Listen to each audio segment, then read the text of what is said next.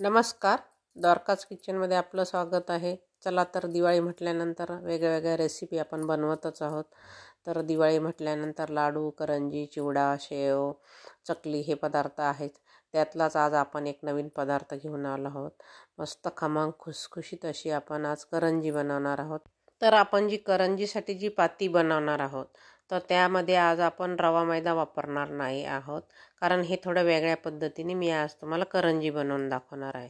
तर बघू शकता, तुम्हाला तोडून पण दाखवली. मस्त आपली खुसखुशीत अशी करंजी तयार झालेली आहे. तर आता आपण सुरुवात करूया. तर 1 कप रवा घेतला. तुम्ही कप घ्या किंवा वाटी घ्या, कुठलंही प्रमाण घ्या. तर मी हे 1 वाटी रवा घेतला, छान चाळून घेतला आधी. नंतर कढईमध्ये घातला. कढई गॅसवरती ठेवली. आता आपल्याला हे मंद गॅसवरती 5 ते 6 मिनिट आपल्याला रवा छान सोनेरी कलर येईपर्यंत भाजून घ्यायचा आहे. तर मी आधी 2 चमचे तूप घातलेलं आहे. तर छान मिक्स करून घेतलं. त्यानंतर मी पुन्हा 1 चमचा तूप घातलं. छान रवा भाजून घेतला आपला एक 5-6 मिनिट. त्यानंतर बघू शकता तुम्ही, थोडा रव्याचा कलर चेंज झाला. थोडंसं मध्यभागी मी खसखस टाकून घेतलेली आहे. तर मी 2 चमचे खसखस घेतली आहे आणि थोडं मध्यभागी आपल्याला थोडीशी भाजून घ्यायची आहे. थोडीशी खसखस छान भाजली खमंग की आपण रवा आणि ते दोन्ही एकत्र करून घेऊया. छान सोनेरी कलर आला आहे, बघू शकता तुम्ही. मस्त रवा भाजला गेलेला आहे. 5 ते 6 मिनिट मंद गॅसवरतीच आपण हा रवा भाजून घेतलेला आहे. आता आपण एका बाउलमध्ये काढून घेऊया.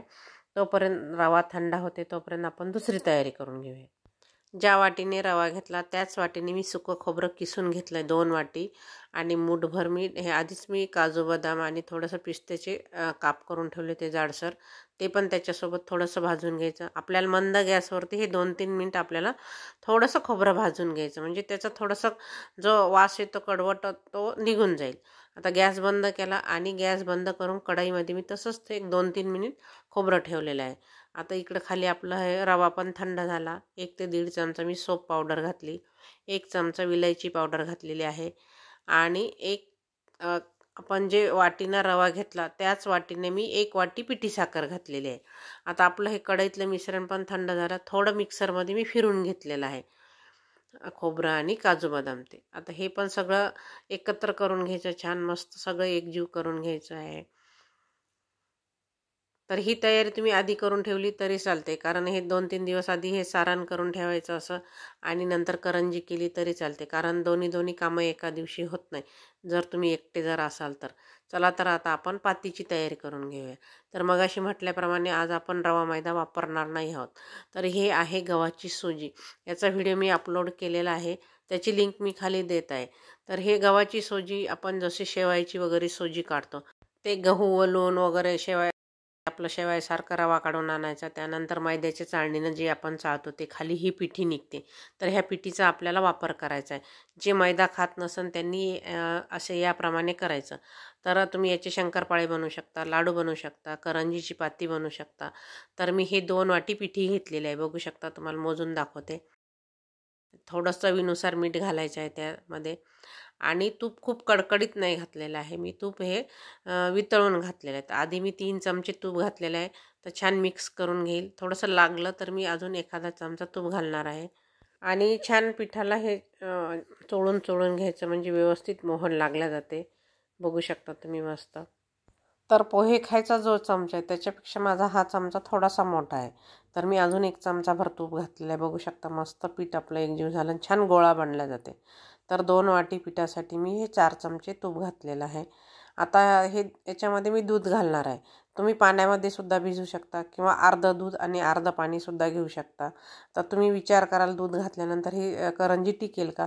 तर छान टिकते. 15-1 दिवस छान मस्त टिकते. थोडं दूध घालून आपल्याला हे पीठ छान मऊ लुसलुशीत असं आपल्याला हे पीठ आपल्याला भिजवून घ्यायचं आहे. बघू शकता तुम्ही. थोडं दूध घालायचं, खूप नाही घालायचं, खूप एकदम पातळसर नाही करायचं आहे.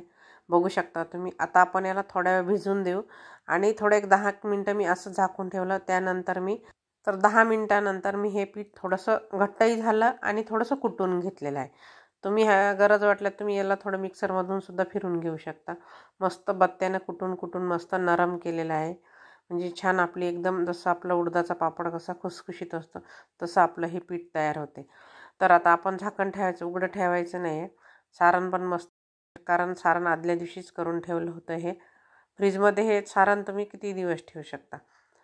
तर आता मी हे पीठ छान मळून घेतलेलं आहे, आधीच कुटून घेतलं. आता तुम्हाला जशा आकाराची पाहिजे करंजी, लहान मोठी त्या आकाराची तुम्ही बनवू शकता, गोलही बनवू शकता. तर आधी सगळे छोटे छोटे आपण गोळे करून घेऊया मस्त, आणि कपड्याखाली झाकून ठेवायचे. कारण काय होते, हवेने थोडंसं कडकपणा येते आणि मग आपल्याला पुरी पण व्यवस्थित लाटता येत नाही आणि करंजी पण फुटू शकते. आता आपल्याला एक एक गोळा घेऊन एकदम पातळसर आपल्याला हे पुरी लाटून घ्यायची आहे. तुम्ही पीठ लावू शकता किंवा तेल लावू शकता. बघू शकता तुम्ही एकदम पातळसर आपली ही पुरी लाटून घेतलेली आहे. तर आपल्याला हे मध्यभागी असं हात बघू शकता, तुम्हाला दाखवल्याप्रमाणे छान मध्यभागी आपल्याला असं हातावरती पुरी घेऊन मध्यभागी सारण भरायचं आहे. म्हणजे बरोबर आपल्या करंजीला खोल आकार येतो आणि आपण करंजी जेव्हा भरतो तेव्हा व्यवस्थित भरल्या जाते. आता थोडंसं पाण्याचं बोट फिरवून घ्यायचं आहे, म्हणजे करंजी आपली व्यवस्थित चिटकल्या जाते. आणि व्यवस्थित जर चिटकल्या गेली ना तर मग ती आपली तेलामध्ये सुटत नाही. तर आता बघू शकता, तुम्हाला दाखवते मी मस्त 2-2 बोट असे चिमटीत धरून आपल्याला ही पूर्ण करंजी व्यवस्थित पॅक करून घ्यायची आहे. मध्यभागी एक बोट ठेवायचं आणि बाजूच्या साईडच्या बोटाने व्यवस्थित करंजी दाबून घ्यायची आहे. तर या प्रकारे आपण सगळी करंजी अशी बनवून घेऊया. आणि तुम्ही हातानेही डिझाईन करू शकता किंवा आजकाल बाजारामध्ये वेगवेगळे साचेसुद्धा मिळतात, ते साचे वापरले तरीसुद्धा चालते. करंजी आपण व्यवस्थित भरून घेतली आहे. खाली मी पोळपाटावर ठेवली आणि पुन्हा मी व्यवस्थित त्याला दाबून घेतलं आहे, म्हणजे ते निघणार नाही. आणि फिरकीच्या चमच्याने व्यवस्थित कट करून घेतलेला आहे. एकदम पटकन आपली करंजी तयार झालेली आहे. बघू शकता, आकारही छान आला. किंवा तुम्ही हातानेसुद्धा डिझाईन करू शकता. पटकन जर तुम्हाला करंज्या बनवायच्या असेल तर तुम्ही असा फिरकीचा चमचा वापरू शकता. कुठल्याही तुम्हाला भांड्याच्या दुकानामध्ये हा फिरकीचा चमचा मिळून जाईल. जुन्या काळामध्ये पहिले पितळाचे असे चमचे असायचे, आता स्टीलचे पण यायला लागले बाजारात. तर काय करायचं, थोड्या थोड्या 5-5 असा हे पुऱ्या लाटून घ्यायच्या आणि थोड्या थोड्या करंज्या भरून घ्यायच्या आणि कपड्याखाली झाकून ठेवायच्या. हवेनं काय होतं, कडक नाही व्हायला पाहिजे. जर हवेनं ही करंजी कडक झाली तर तेलामध्ये फुटू शकते.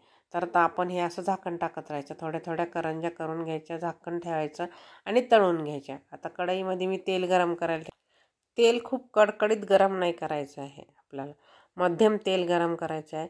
म्हणजे करंजी सोडल्यानंतर थोडेसे बबल्स यायला पाहिजे, त्याला खूप नाही यायला पाहिजे, म्हणजे व्यवस्थित आपली करंजी तळल्या जाते. खूप लालसर पण नाही करायचे. तर दोन्ही साईडनं खालीवर करून मस्त आपल्याला हे सोनेरी कलर येईपर्यंत करंजी तळून घ्यायची आहे. तुम्हाला दाखवते, कलर किती सुंदर आलेला आहे, बघू शकता. तर याचप्रमाणे तुम्ही दिवाळी स्पेशल अशी खुसखुशीत एकदम खमंग करंजी बनवू शकता आणि टिकायलासुद्धा एक 15-1 दिवस छान टिकते. मस्त फुगल्या गेलेली आहे, बघू शकता तुम्ही. तर आपण हे सगळ्या करंज्या तळून घेतलेल्या आहे, बघू शकता तुम्ही. मस्त कलर आलेला आहे. तर दिवाळी स्पेशल आज आपण ही खोबरं आणि रवा वापरून करंजी बनवलेली आहे. आणि वरची जी पाती आहे ती मी गव्हाच्या सोजीची बनवलेली आहे, कारण मी मैद्याचा वापर फार कमीत कमी करते. त्यामुळं तुमच्यासोबत पण मी ही कशी करंजी केली हे शेअर केलेलं आहे. तर दिवाळी स्पेशल आज आपण ही खमंग खुसखुशीत अशी करंजी बनवलेली आहे. तर रेसिपी आवडल्यास कमेंट नक्की करा आणि लाईक करायला विसरू नका. सोबत सबस्क्राईब पण करा आणि तुम्हीसुद्धा या पद्धतीने अशी करंजी बनवून बघा. धन्यवाद.